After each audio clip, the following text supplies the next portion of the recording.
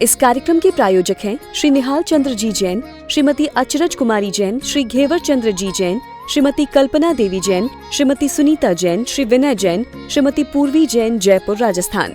वस्त्र में, आयुध आदि में, आदि के अंदर सब लगा लेना।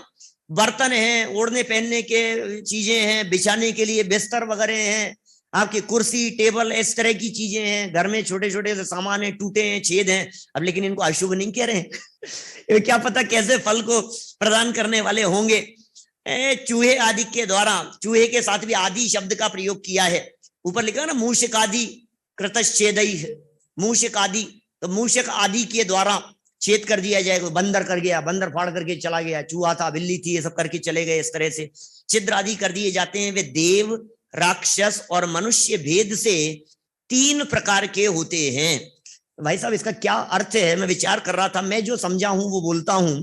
मुझे ऐसा लगता है देव, राक्षस और मनुष्य के भेद से 3 प्रकार है, मतलब कुछ तो इस तरह के छिद्र आदि होते होंगे जो देव तुल्य माने जाते होंगे। माने हो सकता है वो छिद्र इस तरह का माना जा रहा है कि ये तो देव छिद्र है भाई साहब, ये अच्छा, ये जो छिद्र हुआ है ये कोई बहुत शुभ फल को देने वाला है।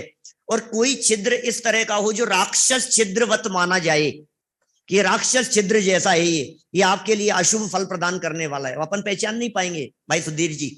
और मनुष्य भेद, तो ऐसा भी हो सकता है कि कोई नहीं भी हो, किसी का हेतु सामान्य है, मनुष्य कह करके सामान्य बात कहना चाहते हैं, जनरल है कि अभी तो क्या हो गया इसमें, ये तो होता रहता है हर चीज के अंदर कारण या निमित्त आप तलाशते रहो, ऐसा कोई जरूरी थोड़ी नहीं है।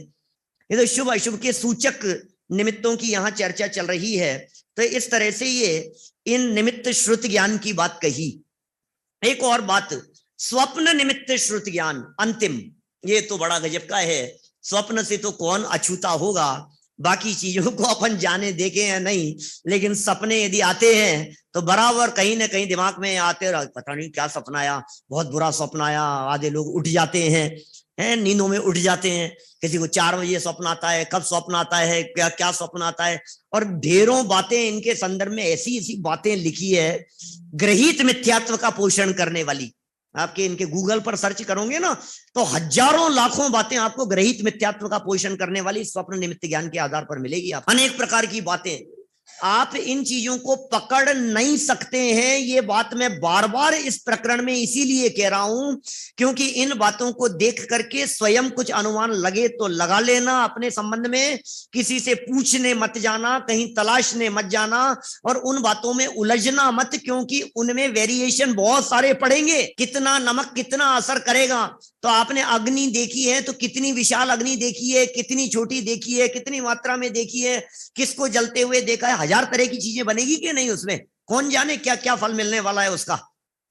इसलिए हमेशा अच्छा सोचो, अच्छा विचार करो। और भाई साहब यदि आप त्रिकाली ध्रुव आत्म तत्व के संदर्भ में विचार करते हैं तो आपके साथ में तो क्या अशुभ होने वाला। जिसने अपने आप को आत्मा स्वीकार किया उसके साथ में क्या अशुभ होगा बोलो। जो अपने आप को त्रिकाली ध्रुव चैतन्य अनुभव कर रहा है उसके साथ में क्या अशुभ होगा। भाई अशोक जी, कोई व्यक्ति क्या बिगाड़ लेगा उसका, बिगाड़ दो कुछ भी, बोलो मेरा है ही नहीं। तन का बिगाड़ेगा, धन का बिगाड़ेगा, संयोगों का बिगाड़ेगा, लेकिन तन धन संयोग मेरे है ही नहीं ना, तो उससे मुझे क्या फर्क पड़ने वाला है। ज्ञानी जीव का चिंतन तो कुछ अलग ही प्रकार का होता है, ज्ञानी जीव की सोच तो अलग ही प्रकार की होती है। अरे उन्हें यदि पता भी लग जाए, मैं आपसे कहता हूं क्रमबद्ध की चर्चा करो, मान लो श्रेणिक महाराज को यदि इस बात का पता लग गया कि मैं मर करके नरक में जाने वाला हूं तो कोई बात नहीं, क्या फर्क पड़ना है, उसके बाद में स्वर्ग में चले जाएंगे। दादा नहीं कहते हैं कभी इस तरह की बात। हॉस्पिटल के अंदर डॉक्टर ने पूछा उनसे, सुनाते हैं ना कितनी बार कि आप, किसी ने आकर के पूछा कि पंडित जी आपका क्या प्लान है आगे का बोले क्या प्लान है, ठीक हो जाएंगे तो घर जाएंगे। बोले नहीं नहीं, आगे आगे का क्या, बोले जो होना होगा हो जाएगा। कि साहब नरक में, बोले नरक तो नरक सही, इसमें क्या है। ये जो चिंतन है, नरक में जाएंगे तो नरक में चले जाएंगे, हमें कोई फर्क नहीं पड़ता है। कोई व्यक्ति यदि ये कहे कि आप मर के नरक में जाने वाले हो तो हमें कोई फर्क नहीं पड़ता, क्योंकि हमें मालूम है हमें तो मोक्ष में जाना है, हमारा फाइनल डेस्टिनेशन तो मुक्ति है, नरक नहीं है। नरक जाएंगे तो कितने दिन रहेंगे, सागरों तक रह लेंगे, क्या फर्क पड़ गया है। उसके बाद आफ्टर दैट फाइनल डेस्टिनेशन की बात करो ना, मार्ग में तो कितनी चीजें आती है, आएगी, क्या फर्क पड़ गया है। मार्ग में कांटे भी आएंगे, मार्ग में बरसात भी मिलेगी, मार्ग के अंदर रास्ता खराब भी मिलेगा, मार्ग के अंदर गड्ढे भी आएंगे। आपके दाहोद आए मान लीजिए, तो आपके दाहोद आते समय रास्ते में रोड खराब हो तो इसका मतलब आवे ही नहीं, क्या करें बोलो। किसी भी जगह पर मार्ग से जा रहे हैं, बोलो विवेक भाई, अभिनंदन जी भाई साहब, हो गया ठीक है। और जहां जहां जा रहे हैं, अभी मान लो आरोन आए पंच कल्याणक के अंदर की, कैसे आएगी साहब, बाई रोड आए, तो अब रास्ता खराब है या क्या है, क्या स्थिति होगी, तो रास्ता है ना, मंजिल पर पहुंचने पर तो शांति है। आप रास्ते की चिंता करने वाले मंजिल पर नहीं पहुंचा करते हैं। ये नरक रास्ता है, क्या बात कर रहे हो, नरक भी रास्ता है कि हाँ मार्ग में आएगा, इसलिए रास्ता कह रहा हूं, मार्ग में आएगा तो आ जाएगा। क्या विचार कर रहा है ज्ञानी, निरंतर हर व्यक्ति अपने शुभाशुभ के बारे में विचार करता रहता है, अशुभ के बारे में नहीं, शुभ के बारे में विचार करता रहता है। पद्मनंदी आचार्य देव ने तो एक गजब का श्लोक लिखा, क्रमबद्ध पर्याय पुस्तक के अंदर कोट किया है दादा ने, पद्मनंदी पंचविंशति का लोकाश्चेतसि चिन्तयन्त्यनुदिनं कल्याणमेवात्मनः कुर्यात् सा भवितव्यतागतवती तत्र यद्रोचते। कितनों को कितना समझ में आया मुझे पता नहीं, हमारे सुधीर जी तो पूरी तरह से समझ गए। क्या लोकाश्चेतसी, हर व्यक्ति विचार कर रहा है। लोकाहा, लोक क्रमबद्ध में पढ़ा होगा, सब बहुत सारे शास्त्रीय विद्वान हैं। लोकाहा, लोक, चेतसी अपने मन में, चिंतयन्ति अनुदिनम, चिंतन करते रहते हैं, विचार करते रहते हैं, दिन रात विचार करते रहते हैं। सुदीप जी क्या विचार करते रहते हैं, कल्याणमेव आत्मनः, बोलो भाई प्रेम, कल्याणमेव आत्मनः, अपने कल्याण के बारे में विचार करते हैं। हर व्यक्ति अपने भले के बारे में सोचता रहता है, किसी को किसी से कुछ लेना देना ही नहीं है। मेरी जैकेट कैसी लग रही है, तू ही सोच ले इसके बारे में, दूसरे को तो विकल्प ही नहीं है। सच्ची बात बतला रहा हूं, कल रात की पीयूष जी और हम लोग बैठे हुए थे, किसी ने कहा कि आज आपने दोनों ने सेम जैकेट पहन रखी है, मुझे तो पता ही नहीं है। दुनिया क्या क्या देख रही है, आपने क्या पहन रखा है, किसने क्या पहन रखा है, खुद ही आईने के सामने खड़े होकर के देखते रहो, मैं कैसा लग रहा हूं, मैं कैसा लग रहा हूं। और ज्यादा विकल्प आए तो अपने हस्बैंड से पूछ लो, वाइफ से पूछ लो, मैंने पहन रखा है, कैसा लग रहा हूं। दुनिया में किसी को कोई मतलब नहीं है, किसको क्या मतलब है, किसके घर में कौन सी गाड़ी है, किसके घर में कितनी इनकम है, किसकी क्या व्यवस्था है, कौन व्यक्ति क्या कर रहा है। 2 मिनट के लिए कोई व्यक्ति बात कर ले तो कर ले, हर व्यक्ति को सिर्फ अपने अपने बारे में ही चिंतन चलते हैं। लेकिन एक बहुत गजब की बात लिख दी आचार्य देव ने, कुर्यात् सा भवितव्यतागतवती तत्र यद्रोचते।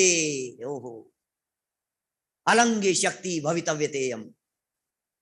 सुबह भी भवितव्यता की चर्चा चल रही थी, विधान में भवितव्यता के संदर्भ में। भवितव्यता की कुछ जो शक्ति है, वो कुछ अद्भुत शक्ति है भवितव्यता की, जो उस भवितव्यता को जचता है, जो उस भवितव्यता को रुचता है, वह वो कार्य करके रहती है। तुम कितना भी अपने कल्याण के बारे में विचार कर लो, दुनिया में कौन व्यक्ति ऐसा होगा जो ये सोचता होगा कि मेरे कोरोना हो जाए। लेकिन बहुत सारे बैठे हैं ना यार, जिनके होके चला गया, खांसी जुकाम हो जाए, तबीयत बिगड़ जाए, सर दर्द होने लगे। किसी को ऐसा विकल्प आता है क्या, आप लोगों में से किसी को आता है क्या, मेरे कभी फ्रैक्चर नहीं हुआ यार, कभी देखे तो एक बार एक्सपीरियंस तो वन टाइम होना चाहिए, ऐसा प्लास्टर नहीं चढ़ा कभी, ऐसा आता है विकल्प, थोड़ा रेस्ट मिल जाएगा। बहुत समय से 3-4 साल हो गए, बुखार ही नहीं हुआ यार, छुट्टियां ही नहीं मिल रही है, कोई नहीं विचार करता है। सब अपने कल्याण के बारे में सोचते हैं, सब अपने हित के बारे में सोचते हैं। कौन बिजनेसमैन ऐसा होगा जो ये विचार करेगा कि मुझे लॉस लग जाए, लेकिन लगता है या नहीं लगता है। तबीयत भी खराब होती है, बिगड़ती भी है, बात बिगड़ जाती है, मन मुटाव हो जाते हैं, झगड़े हो जाते हैं। घर घर में कौन पिता पुत्र ऐसे होंगे जो ये सोचेंगे कि हमें झगड़ना चाहिए, बहुत समय से झगड़े नहीं। कौन पति पत्नी ऐसे होंगे जिन्हें विकल्प, हाँ हमें झगड़ा ही नहीं होता यार, गजब ही हो गया, कभी तो झगड़ना चाहिए अपने को भी। ऐसा होता है कभी, नहीं सोचते हुए भी हो जाता है क्या, और कुछ भी करते हुए सहज है ना, ये सारी बातें जो होना है वो होकर के ही रहता है। तो ये सारे निमित्त ज्ञानों के आधार पर जो चर्चा की जा रही है, ये पूरी की पूरी चर्चा यही बतलाने वाली चर्चा है, ये सब ज्ञान कराने मात्र के हेतु है। और ज्ञान हो जाता है, कभी पिछला भी हो जाता है, कभी भविष्य का भी हो जाता है, पिछला ज्ञान भी संभव है। हाँ, पिछला ज्ञान कभी कभी स्मृति का हेतु भी है। अभी स्वप्न की चर्चा करने वाले हैं ना, थोड़ी डिटेल में चर्चा करूंगा मैं स्वप्न की, काफी डिटेल में चर्चा करने वाला हूं। और कल तो फ्यूचर भी बतलाऊंगा सबका, सबका फ्यूचर बताने वाले पंडित जी कल। हाँ, सबका माने हिंदुस्तान का, अपने देश का, इस दुनिया का फ्यूचर। अच्छा, हाँ, शास्त्र के आधार से, शास्त्र में लिखा है चंद्रगुप्त के 16 स्वप्न चलने वाले हैं भाई साहब कल। तो चंद्रगुप्त के 16 स्वप्न भी बतलाएंगे, स्वप्नों का फल भी बतलाएंगे, दुनिया के साथ में क्या क्या घटनाएं कैसी कैसी दिख रही हैं वो सब भी बतलाएंगे, वो सब चर्चा करेंगे। लेकिन मैं कह रहा हूं कुछ ज्ञान ऐसे होते हैं जो पिछली बातों को सूचित कर रहे हैं। बहुत सारी चीजें स्मृति, जैसे जाति स्मरण की चर्चा करें अपन, तो सब ये जाति स्मरण कौन सा निमित्त ज्ञान है? जाति स्मरण ज्ञान सच्चा होता है कि नहीं होता है? जाति स्मरण ज्ञान केवल ज्ञान तो नहीं है, जाति स्मरण ज्ञान केवल ज्ञान तो नहीं है। तो मने पर्याय ज्ञान बोले मने पर्याय भी नहीं है, तो अवधि ज्ञान होगा क्या कि नहीं? क्योंकि जाति स्मरण ज्ञान नियम से 100% पास्ट का ज्ञान होता है, फ्यूचर का नहीं होता। स्मरण है ना, तो स्मरण तो पिछली बात का होगा, स्मरण तो भूतकाल का ही होगा ना। भविष्य का स्मरण कैसे हो जाएगा? भविष्य के बारे में स्मरण नहीं हो सकता है। तो जाति स्मरण ज्ञान क्योंकि स्मृति पर डिपेंड करता है, इसलिए वो भूतकाल संबंधी ज्ञान है। और जाति शब्द का अर्थ वहां परंपरा है जाति स्मरण में, और वो परंपरा है पिछले भव से चली आई परंपरा, उसका नाम है जाति। जाति शब्द का अर्थ परंपरा है, परंपरा माने पिछले जन्मों से चली आ रही उस परंपरा का नाम है जाति। और स्मरण, इसका मतलब पिछले जन्मों की कुछ बात याद आ जाना, वो जाति स्मरण कहलाता है। अभी 2-4 दिन पहले ही, कब शायद यहीं प्रवचन में सुना दादा से, कि इसके पहले यहां से पहले सुना होगा, बोले अपन मान लो 85 साल के हो गए, 80 साल के हो गए, 70 साल के हो गए, और मरण होकर के दूसरी जगह चले गए, तो हमें बात याद रहेगी कि नहीं रहेगी? आत्मा तो वही है, ज्ञान तो वही है। अब 5 मिनट बाद में दूसरी जगह पर चले गए तो बात याद रहनी चाहिए या नहीं? जब हमें हमारे 70 साल पुरानी बात याद है तो 5 मिनट में क्या फर्क पड़ गया भाई? बचपन की बातें आपको याद है या नहीं है? बोलो पाटो दीजिए। बचपन की बात याद है ना, तो 20 साल पुरानी बात याद है, 30 साल पुरानी बात याद है हमारे को, तो 30 साल पहले तक याद रह सकती है, तो अगले जन्म में जाने पर 10 साल पीछे की बात याद नहीं रह सकती, 5 साल पीछे की बात याद नहीं रह सकती। और जो याद है वो याद कौन सी जगह पर है? शरीर में, दिमाग में? दिमाग में है क्या याद? दिमाग में हो तो फिर किसी का दिमाग ऐसे मरते समय उसका ब्रेन जो है यहां से निकाल करके सारी मेमोरी को कहीं स्टोर कर दो, कहीं ट्रांसफर कर दो, किसी दूसरे के पास में हार्ड डिस्क में सेव कर लो उसको मेमोरी में। सुदीप भाई सोचना कुछ ऐसा, कुछ जुगाड़, कुछ टेक्नोलॉजी में कहीं कुछ आता हो तो यहाँ से दिमाग से बिल्कुल ऐसे ट्रांसफर कर ले में। ये जो लगाते हो ना दोनों तरफ, ये क्या डबल साइड, क्या आपकी जो वायर क्या कहते हैं इसको, लीड है, इसको इधर लगाओ एक के दिमाग में, दूसरे को तो पूरी की पूरी मेमोरी ट्रांसफर हो गई। क्या ऐसा हो सकता है? ये जाति स्मरण ज्ञान की चर्चा चल रही है। ये जाति स्मरण ज्ञान क्षयोपशम ज्ञान है और स्मरण है मति ज्ञान का भेद है। मति स्मृति संज्ञा चिंता विनिबोध इत्यनर्थांतरम, तो स्मृति है ना ये, और जाति स्मृति है। हाँ, इतना जरूर है कि सैनी पंचेंद्री से सैनी पंचेंद्री यदि कोई जीव होगा तो उसे भूतकालीन बात जरूर स्मरण में होनी ही चाहिए, यदि वो सैनी पंचेंद्री से सैनी पंचेंद्री है तो। बीच में यदि कोई असैनी पंचेंद्री हो गया, असैनी अवस्था हो गई, 1 इंद्री 2 इंद्री 4 इंद्री इस तरह की यदि कोई अवस्था हो गई तो वो फिर वो कंटिन्यू नहीं रहेगा, वो कंटिन्यूटी नहीं रहेगी। और कौन सी बातें स्मृति में आती है? अच्छा, मैं आपसे पूछता हूं, 3 दिन पहले आपने शाम को भोजन में क्या सब्जी खाई थी? ये क्या पता? याद नहीं है? 3 दिन पहले का याद नहीं है। और मैं 30 साल पहले की पूछूं तो क्या पता? किसी विशेष अवसर, विशेष परिस्थिति की बात अलग है। इसका मतलब कोई बातें तो हमें याद रहती है और कोई बातें याद नहीं रहती है। उसके पीछे कारण क्या है? उसके पीछे कारण है धारणा। जो बात आपके धारणा पटल पर जितनी गहराई से छपी हुई होगी वो उस बात के वापस रिकॉल होने के उतने ज्यादा चांस हैं, उतने ज्यादा चांस हैं कि वो बात रिकॉल हो सकती है। बहुत सारे लोगों को बाबूजी ऐसी शंका होती है कि इस जन्म में सम्यक दर्शन नहीं हुआ तो क्या होगा। कई बुजुर्ग लोगों को से सुना है मैंने एक दो तो नाम भी बतला सकता हूं मैं, हाथ पकड़ करके अंत समय में मेरे से कहा कि मुझे बताओ क्या करूं मैं सम्यक दर्शन के लिए।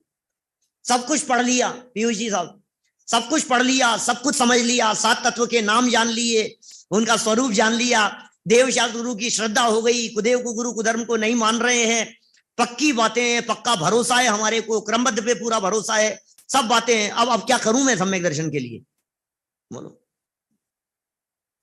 क्या करूं। पीयूष जी तो कह रहे हैं क्या करना है, सम्यक दृष्टि तो हो और क्या करना है, इसके अलावा सम्यक दर्शन क्या है। और हमारी तो खूब चर्चा होती है स्मारक में, सम्यक दृष्टि है, क्यों क्यों क्यों मिथ्या दृष्टि कह रहे हो आप, मिथ्यात्व के चिन्ह बताओ, वो तो कुछ दिखते नहीं। खैर जो कुछ भी हो, लेकिन ये जो घबराहट है, तो टोडरमल जी साहब इस बात का जवाब देते हैं, अभिनंदन जी भाई साहब, पेज नंबर 262 पे, 262 नंबर पेज पर टोडरमल जी साहब इस बात का जवाब देते हैं कि एकाध पर्याय में अवश्य सम्यक्त्व प्राप्त करेगा धारणा के दम पर, चिंता करने की जरूरत नहीं है। आप तो अपने चित्त में, अपने हृदय में, अंतरंग में तत्व ज्ञान के संस्कारों को इतना मजबूत कर लीजिए, जिसके हृदय में ये तत्व ज्ञान के गहरे संस्कार बहुत मजबूती से छप गए हैं, उसे फिर चिंता करने की जरूरत नहीं है। उसकी तो मुक्ति देखी है सर्वज्ञ भगवान ने अपने ज्ञान में, स्पष्ट दिख रही है। अब अभी नहीं हुआ, अभी नहीं हुआ तो नहीं हुआ, कोई बात नहीं, नरक में भी कदाचित चला जाएगा तो जाति स्मरण ज्ञान के दम पर सम्यक्त्व की प्राप्ति कर लेगा। देवगति में चला जाएगा और आपको यदि बात याद आ गई कि हम 2.5 द्वीप जनायतन में आए थे यहां प्रवचन सुनने के लिए, विधान करने के लिए, इतनी बातें, तत्व ज्ञान की बातें याद आ गई तो सम्यक दर्शन की प्राप्ति में निमित्त बन जाएगा। कोई ज्यादा विकल्प करने की जरूरत नहीं है। जाति स्मरण ज्ञान बहुत महत्वपूर्ण ज्ञान है। अभी चर्चा ऐसी दिखाई दी मेरे को कि भाई भविष्य का जान लिया, जो चर्चाएं चलती है तो कोई ऐतराज नहीं है उसमें, ज्ञान तो भूतकाल का ही होता है, लेकिन भूतकाल में जो भविष्य के बारे में बताया गया था उससे जान लिया जाता है। इसलिए ललित जी वैसा ऐसा कोई ऐतराज वाली बात नहीं है। माने कभी ऐसी शंका उठती है ना कि वो भविष्य में क्या होगा, कौन से क्षेत्र के होंगे, ऐसा देखा था उनके समूह शरण में, ऐसा कोई बात नहीं, भूतकालीन बात है ना। जाति स्मरण ज्ञान है ना साहब, जाति स्मरण ज्ञान तो भूतकाल का है, तो फिर कैसे बता दिया भविष्य में ऐसा होगा। तो जो जाति स्मरण ज्ञान था, उस जाति स्मरण ज्ञान में पास्ट की बात झलकी, और पास्ट में जो बात हुई थी उसमें, जैसे अपन यहां खड़े हुए हैं इस जगह पर, जाति स्मरण ज्ञान पास्ट को देख रहा है, और यहां पास्ट में ये बतलाया गया था कि इतने वर्ष बाद में ये घटना घटेगी। तो इसने किसको जाना, भूत को जाना, लेकिन भूत में जो बात कही गई थी वो भविष्य के बारे में कही गई थी। इसलिए किसी तरह का कोई भ्रम वाली बात नहीं है, विवाद वाली बात भी नहीं है, ये बातें यहां कह रहे हैं। चलिए, जाति स्मरण ज्ञान की चर्चा भी बीच में आ गई। निमित्त ज्ञान है, मति ज्ञान है, ये भी श्रुत ज्ञान है। ज्ञान की विशेषता है, क्षयोपशम होते हैं इस तरह के, और क्षयोपशम के आधार पर इस तरह की परिस्थितियां बन जाती है। अंतिम निमित्त ज्ञान यहां से पढ़ रहा हूं मैं, स्वप्न निमित्त ज्ञान। स्वप्न, और हम जानते ही हैं महापुरुषों के जीवन में अनेक तरह के स्वप्न आए हैं और उल्लेख भी हमने पढ़े हैं। भरत चक्रवर्ती को भी स्वप्न आए थे।